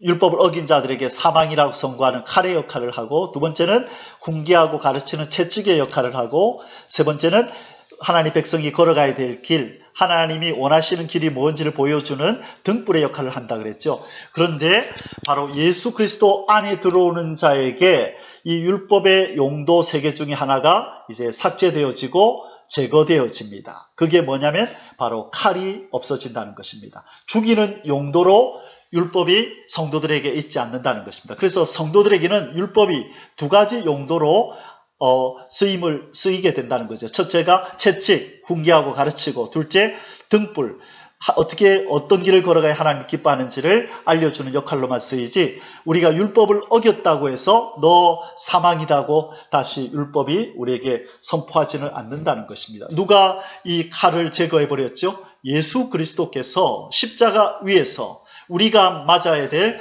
이 칼의 이 날카로움을 사망으로 치러내신 것입니다. 그래서 이 칼이 더 이상 그리스도 예수 안에 있는 자에게는 이 칼이 내려치지 않는 것입니다. 할렐루야. 그래서 율법은 우리에게 두 가지로 쓰인다. 채찍과 등불로만 쓰인다라는 것을 기억하시고 우리 주님 앞에 찬송하며 사시기를 주의 이름으로 축원합니다. 로마서 6장 23절에 죄의 삭은 사망이요. 누가 사망이라고 선언한다고요? 율법이, 하나님의 공의로운 율법이 너 이것을 어겨서 죄를 지었으니 사망 내놓아라 라고 한다는 거죠. 그런데 로마서 8장 1절 2절에서 뭐라 그랬어요? 그러나 이제 그리스도 예수 안에 있는 자에게는 결코 정죄함이 없나니.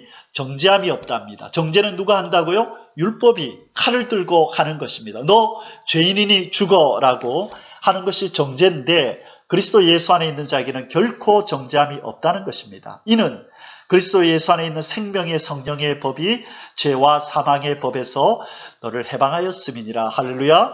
예수 그리스도께서 이 칼의 용도를 친히 칼을 맞으셔서 우리에게는 칼의 날카로움이 사망으로 다가오지 못하도록 막아내셨다는 것입니다. 할렐루야.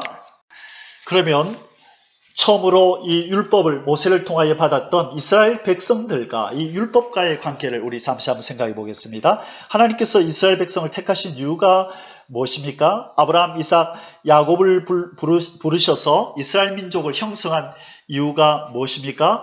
바로 이 율법을 줘서 이스라엘 백성들아 너희들은 죄인이라는 것을 먼저 깨닫게 하여서 그들에게 오시는 예수 그리스도를 영접하여 바로 전 세계를 복음화하는 일의 선봉장으로 세계 선교 국가로 하나님께서 그들을 쓰시기를 원하셨다는 것입니다. 그래서 사도 바울은 로마서 3장 1절 2절에서 이렇게 말씀합니다. 그런즉 유대인의 나음이 무엇이며 할례의 유익이 무엇이냐? 범사에 많으니 우선은 그들이 하나님의 말씀을 맡았음이니라. 율법을 맡았다는 것이죠. 그럼 하나님이 왜 이스라엘 백성들에게 율법을 주셨다고요? 우리가 앞에서 쭉 묵상해 온 것처럼 율법을 주신 이유는 죄를 깨달으라는 것입니다.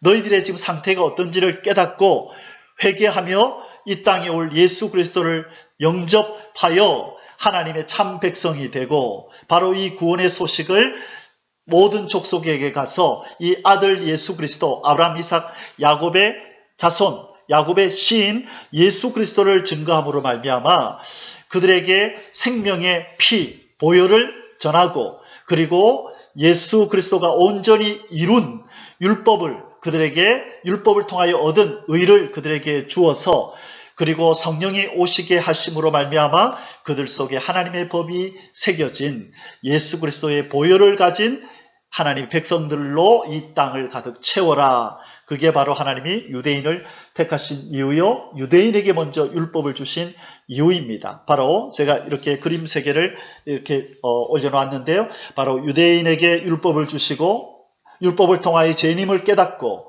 바로 예수 그리스도를 구세주로 영접하여 온 땅에 이 복음을 증거하는 이 선봉장이 되는 것, 선교 국가가 되는 것이 바로 하나님이 이스라엘 백성을 택하신 이유였다는 것을 우리는 기억해야 합니다.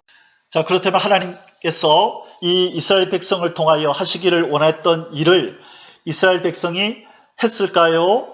하지 못하고 있을까요? 예, 실은 이스라엘 백성이 민족적으로는 이 하나님이 원하시는 어떤 선민으로서의 면모를 갖추지 못하고 지금도 예수 그리스도를 받아들이지 않고 있지요. 그러나 하나님은 저 유대인의 남은 자들을 부르셔서 바로 원래의 목적을 성취하셨습니다. 그 남은 자들이 누구인가요? 바로 예수 그리스도의 제자들이고 예수 그리스도를 구주로 영접한 바울과 같은 사람이고 그리고 또 니고데모 같은 사람이고 비록 민족적인 회개는 일어나지 않고 예수 그리스도를 영접하지는 않았지만 남은 자, 이긴 자들을 통하여 하나님께서 그들에게 신을 입혀서 바로 아브라함의 후손인 예수 그리스도를 바로 아브라함의 후손인 이 12제자와 예수 그리스도를 영접한 이 유대인들을 통하여 전 세계의 복음을 전파한 것입니다. 할렐루야. 그래서 하나님이 원래 의도했던 뜻은 이루어진 것입니다. 그래서 마태복음 28장 18절에서 20절 앞에서 우리가 읽었던 내용을 우리는 바로 이스라엘 백성과 이렇게 연계해서 생각하자면 이스라엘 유대인의 남은 자들이 바로 아브라함의 후손인 아브라함의 씨인 예수 그리스도를 증거하였고 지금 이 땅, 우리 한국 땅까지 이 이방의 땅까지 다 복음이 전파되어지도록 지금 하나님께서 그 의도했던 것을 저 유대인들이 행하였다라고 우리는 그렇게 말씀할 수 있는 것입니다. 그래서 예수님이 너희는 가서 모든 민족을 제자로 삼아라. 내가 너에게 분부한 모든 것을 가르쳐 지키게 하라는 이 말씀은 유대인들의 남은 자를 통하여 성취된 것입니다. 율법을 통하여 죄를 깨닫게 하심이 복음의 시작입니다. 제가 앞서 율법을 주심이 복음의 시작이라는 말씀을 앞서 한번 말씀드렸습니다. 다시 한번 이걸 새겨야 합니다. 율법에 대해서 우리가 생각을 달리해야 합니다. 부정적으로 새겨진 이 율법에 대한 이 생각을 이제 지워내고 율법은 우리에게 복음의 시작이다 라고 이제 다시 우리 심령에 각인해야 된다는 것입니다. 로마서 5장 13절에 죄가 율법이 있기 전에도 세상에 있었으나 율법이 없었을 때에는 죄를 죄로 여기지 아니하였느니라. 20절에 율법이 들어온 것은 범죄를 더하게 하려 함이라. 그러나 죄가 더한 곳에 은혜가 더욱 넘쳤나니. 아멘. 보세요. 5장 13절에서는 율법이 없었을 때는 죄를 죄로 여기지 아니했는데 율법이 들어오니까 내가 죄인이구나라는 걸 깨닫고 이제 은혜의 자리로 나아가게 되었다는 것입니다. 그래서 우리가 율법을 정의할 때 어떻게 정의하라고요? 율법은 복음의 시작이다. 율법도 복음이다 라고 여겨야 된다는 것입니다. 이제 결론의 말씀을 뵙겠습니다. 새 언약 백성의 조건, 율법을 신비에 새겨라. 앞에서 한번 읽었었죠? 하나님께서 새 언약의 백성, 내 백성이 되고 내 자녀가 되려면 내 법을 어디에다 새겨라? 신비에 새겨라. 에레미야 31장 31절에서 우리 이 구절 말씀을 다시 한번 우리 결론적으로 심령에 새기겠습니다. 여호와의 말씀이니라. 보라, 날이 이르리니. 어떤 날이죠? 예수 그리스도가 오셔서 새 언약을 이제 실천하시고 성취하셔서 성령께서 오시는 날이 있을 거라는 것입니다. 날이 이르리니 내가 이스라엘 집과 유다 집에 새 언약을 맺으리라. 이 언약은 내가 그들의 조상들의 손을 잡고 애굽 땅에서 인도하여 내던 인도하여 내던 날에 맺은 것과 같지 아니할 것은 내가 그들의 남편이 되었어도 그들이 내 언약을 깨뜨렸음이라. 여호와의 말씀이니라. 여러분, 성령의 도우심 없이는 우리 인간은 언약을 깨뜨린다는 것입니다. 그래서 성령께서 오셔서 우리를 온전히 성화시켜서 영화로운 단계까지 만들어 가시는 일이 필요하고, 하나님은 이것을 아셨기 때문에 예수 그리스도를 영접하는 자에게 성령을 보내어 주신 것입니다. 예레미야 31장 33절 34절 마저 읽겠습니다. 그러나 그날 후에 내가 이스라엘 집과 맺을 언약은 이러하니 곧 내가 나의 법을 그들의 속에 두며 그들의 마음에 기록하여 나는 그들의 하나님이 되고 그들은 내 백성이 될 것이라. 자, 하나님 백성이 되는 조건이 무엇이라고요?